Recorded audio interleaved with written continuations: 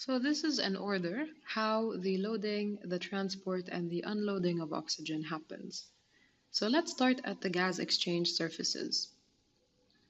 At the lungs, carbon dioxide is constantly being removed because we are exhaling this carbon dioxide.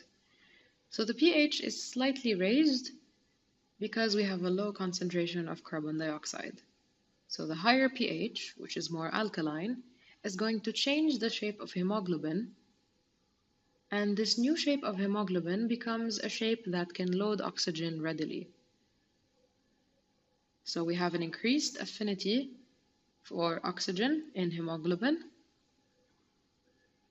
and so oxygen is loaded readily onto hemoglobin.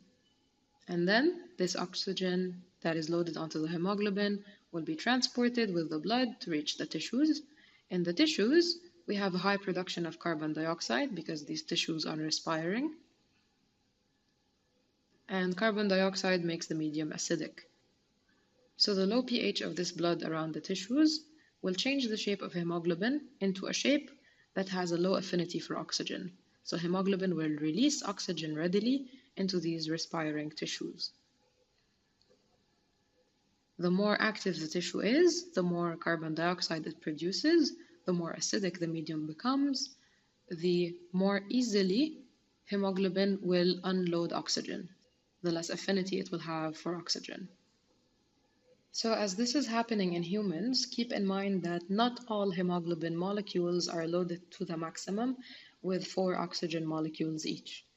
So the overall saturation of hemoglobin is around 97%. When hemoglobin reaches a tissue with a low respiratory rate, usually it will release one of these oxygen molecules.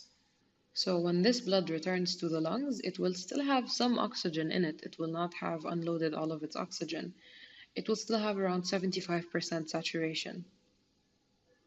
However, if this hemoglobin went to a very active tissue, then 3 oxygen molecules will usually be unloaded.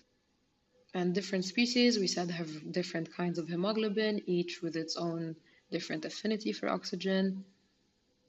Like, for example, animals in environments with low partial pressure of oxygen have their hemoglobin having a higher affinity for oxygen than other animals, because they need to be able to capture this oxygen when it is present in low amounts.